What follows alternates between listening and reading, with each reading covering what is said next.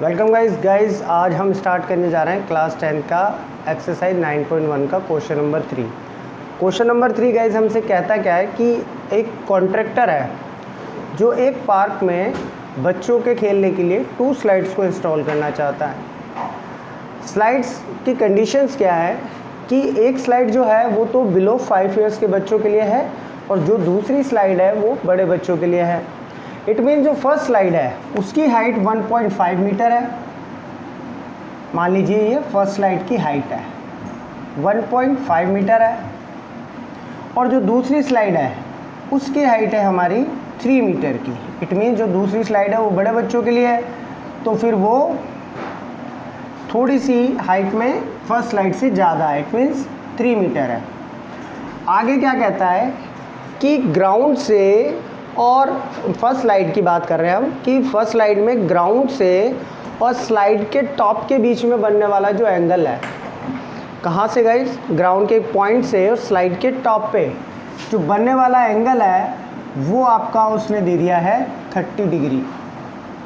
ठीक है गाइस, ये आपका उसने गिवन कर दिया है 30 डिग्री। इन सेकेंड स्लाइड वो ये कह रहा है कि जो ग्राउंड के पॉइंट से स्लाइड के टॉप पे जो बनने वाला एंगल है वो आपका गिवन है 60 डिग्री। ठीक है गाइस, अब हमसे पूछा क्या गया है, हमसे पूछा गया है कि लेंथ ऑफ स्लाइड्स बताइए। यानी ये जो स्लाइड बन रही है फर्स्ट वाली स्लाइड की भी लेंथ हमें फाइंड करनी है और सेकंड स्लाइड की भी लेंथ हमें फाइंड करनी है। तो हम दोबारा से एक बार क्वेश्चन समझ लेते हैं। एक कॉन्ट्रैक्टर एक पार्क में 2 स्लाइड इंस्टॉल करना चाहता है। फर्स्ट स्लाइड 5 ईयर्स के बच्चे, मतलब 5 ईयर्स के बिलो जो बच्चे होते हैं उनके लिए है, और जो सेकंड स्लाइड है वो एल्डर चिल्ड्रन के लिए, यानी जो थोड़े बड़े बच्चे होते हैं उनके लिए।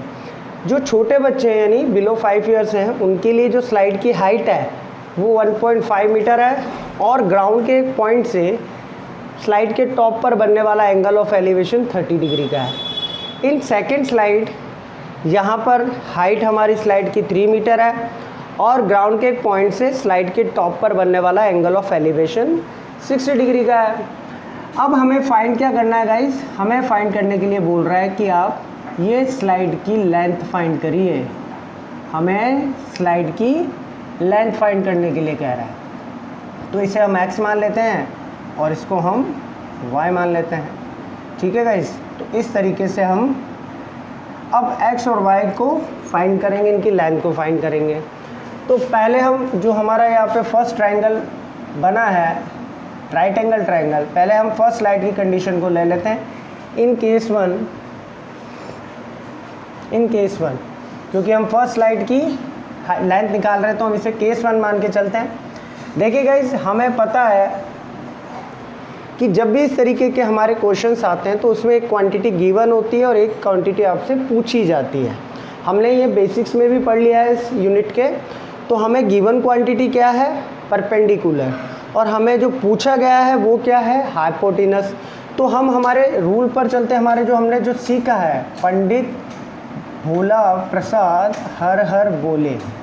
अब देखिए गाइस, अगर हमें गिवन क्वांटिटी परपेंडिकुलर है और जो हमसे पूछा गया वो हाइपोटेनस है, इट मीन्स यहाँ पर रेशियो कौन सा लगने वाला है, परपेंडिकुलर अपॉन हाइपोटेनस का। तो हम यहाँ पर क्या फाइंड करने जा रहे हैं, हाइपोटेनस।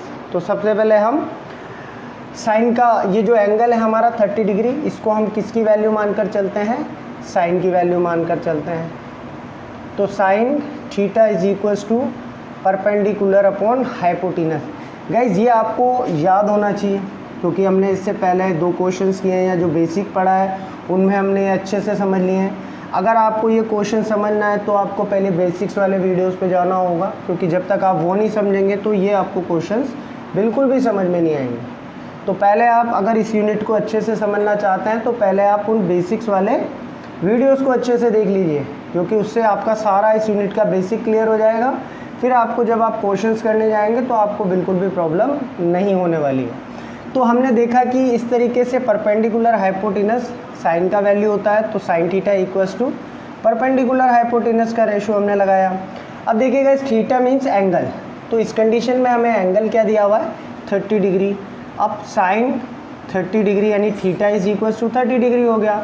परपेंडिकुलर अपॉन हाइपोटेनस, हमारा परपेंडिकुलर कितना है गाइस 1.5 और हमारा हाइपोटेनस कितना है गाइस x। अब देखिए साइन 30 का वैल्यू क्या होता है, साइन 30 का वैल्यू होता है गाइस 1/2।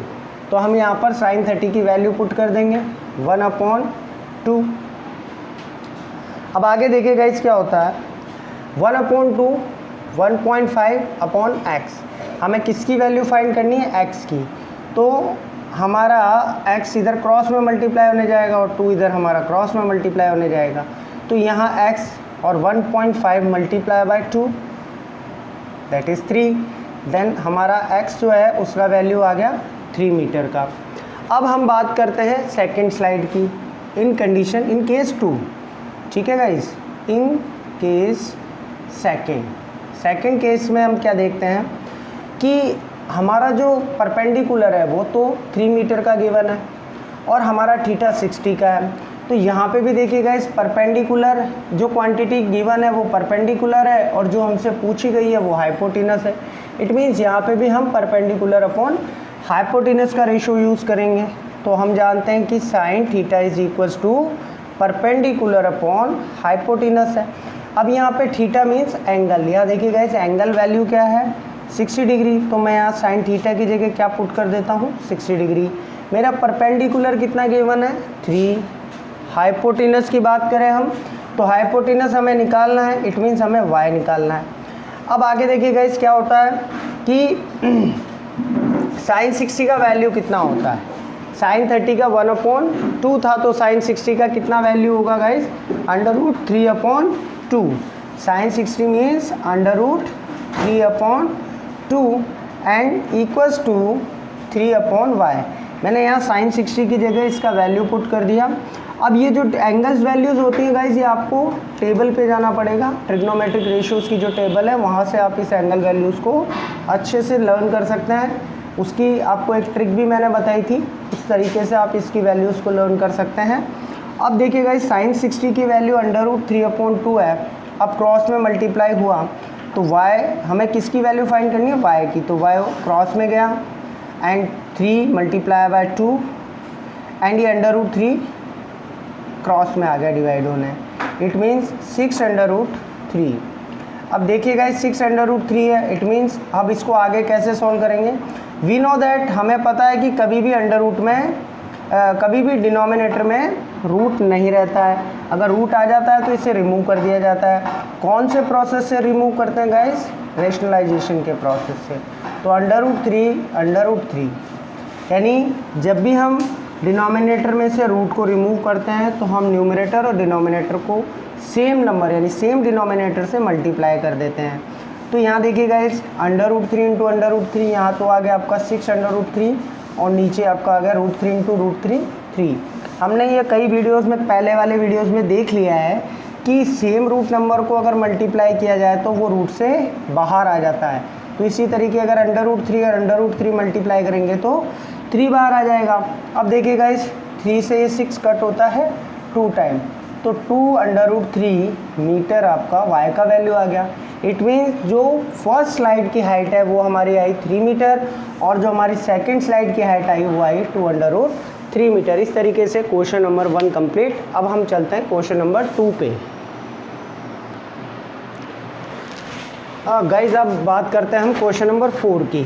क्वेश्चन नंबर 4 हमसे क्या कह रहा है कि एक टावर है गाइज और उस टावर के टॉप से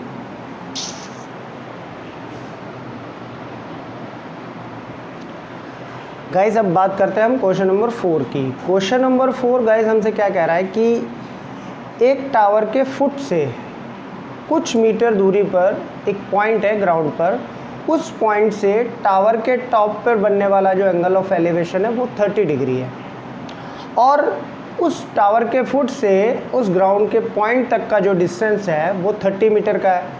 तो आप फाइंड करिए कि हाइट ऑफ द टावर कितना है। देखिएगा इसको डायग्राम के थ्रू समझते हैं। मान लेते हैं कि ये भी एक टावर है और इस टावर के फुट से मीन्स इस बी पॉइंट से कुछ दूरी पर ग्राउंड पर एक पॉइंट है सी, ठीक है, कितनी दूरी पर है 30 मीटर की डिस्टेंस पर है। यानी इस टावर के फुट से ग्राउंड पर 30 मीटर दूर एक और पॉइंट है सी। इस पॉइंट से टावर के टॉप पर जो बनने वाला एंगल ऑफ एलिवेशन है वो कितने डिग्री का है? 30 डिग्री का। अब आप बताइए कि हाइट ऑफ द टावर क्या होगा? वेरी सिंपल, बहुत सिंपल है। कैसे देखिए गाइस, सबसे पहले मैंने आपको बताया कि हमें ये देखना होता है कि गिवन क्वांटिटी क्या है। तो गिवन क्वांटिटी हमें बेस है और जो पूछा गया है वो क्या है? परपेंडिकुलर है। यानी मुझे बेस तो गिवन कर दिया गया है और परपेंडिकुलर मुझसे पूछा गया है। अब मैं मेरी ट्रिक पे चलता हूँ, पंडित भोला प्रसाद हर हर बोले। अब देखिएगा इस ट्रिक के अकॉर्डिंग हमें बेस गिवन है और परपेंडिकुलर फाइंड करना है। तो P अपॉन बी वाला रेशो लेंगे हम। P अपॉन बी का रेशो हमसे क्या कहता है गाइस? tan theta. किसका रेशो होता है गाइस? ये tan का। तो अब हम यहाँ पर ये जो एंगल है यानी जो हमारा थीटा गिवन है 30 डिग्री, इसे हम tan का मान के चलते हैं और height of the tower find करते हैं। देखिए कैसे। सबसे पहले हम यहाँ पे लिखेंगे इन ट्रायंगल ABC। इस कंडीशन से हमने एक ट्रायंगल, एक राइट एंगल ट्रायंगल प्रिपेयर किया है जिसका नाम है ABC। इस ट्रायंगल के अंदर देखिए गाइस, आपको BC हमारा बेस है और बेस कितना गिवन है गाइस? 30 मीटर का। और AB हमारा परपेंडिकुलर है, परपेंडिकुलर, और यही तो हमें फाइंड करना है, ठीक है। और हमारा थीटा कितना गिवन है गाइस? 30 डिग्री का। तो हम देखते हैं कि यहाँ पर रेशो कौन सा लग रहा है? P अपॉन बी का। P upon B it means tan theta. तो tan theta is equal to perpendicular upon base. tan कितना है गाइस हमारा? 30 degree. tan 30 is equal to perpendicular हमें फाइंड करना है, तो मैं परपेंडिकुलर को P मान कर चल लेता हूँ, ठीक है गाइस। तो यहाँ P हो गया और बेस मेरा कितना गिवन था? 30 मीटर का। अब हम जानते हैं कि tan 30 का वैल्यू क्या होता है गाइस? 1/√3 और परपेंडिकुलर अपॉन 30। अब क्रॉस मल्टीप्लाई कराने पर अगर मैं इस 30 को क्रॉस ले जाऊं तो मेरा परपेंडिकुलर का वैल्यू कितना आता है गाइस? 30/√3।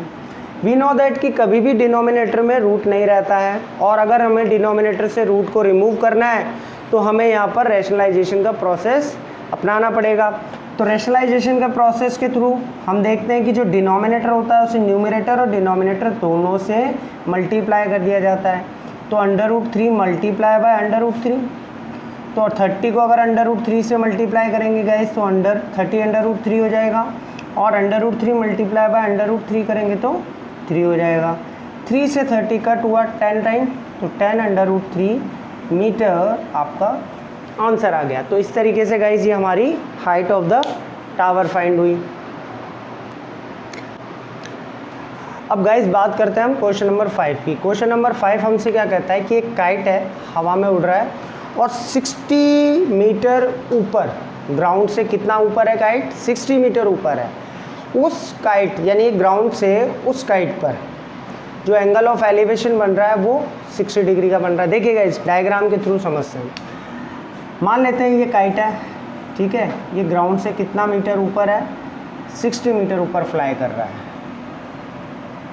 ये 60 मीटर ऊपर फ्लाई कर रहा है और ग्राउंड पर ही एक पॉइंट से, ठीक है, इस काइट पर जो एंगल ऑफ एलिवेशन बन रहा है वो आपका बन रहा है 60 डिग्री का।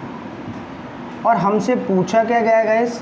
हमसे पूछा गया है कि इस स्ट्रिंग की, यानी ये काइट एक स्ट्रिंग से बंधा हुआ है, ठीक है। ये जो यहाँ जो पॉइंट है, इस पॉइंट से एक स्ट्रिंग बंधी हुई है, एक धागा बंधा हुआ है जिसके थ्रू काइट उड़ रहा है। और इस स्ट्रिंग से यानी इस ग्राउंड के पॉइंट से